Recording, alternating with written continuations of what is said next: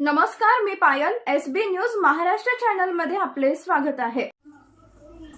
जालना तहसील कार्यालय येथे आमदार हिकमतदादा उडाणे यांच्या अध्यक्षतेखाली 42 गावाच्या खरीप हंगामापूर्वी आढावा बैठक संपन्न.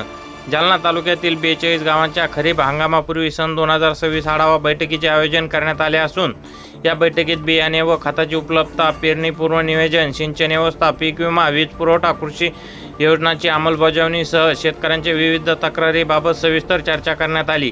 कृषी विभागाच्या विविध उपकरणाचाही आढावा घेण्यात आला. यावेळी आमदार हिकमतदादा उडाणे यांनी शेतकऱ्यांना वेळेत पीक विमा मिळाला पाहिजे, पीक कर्जाचा 100% वाटप करण्यात यावे अशा स्पष्ट सूचना संबंधित बँकांना दिल्या. शेतकऱ्यांना कोणतीही अडचण निर्माण होऊ नये व खरीप हंगाम सुरळीत पार पडावा यासाठी प्रशासनाने समन्वयाने काम करावे असे निर्देशही यावेळी देण्यात आले.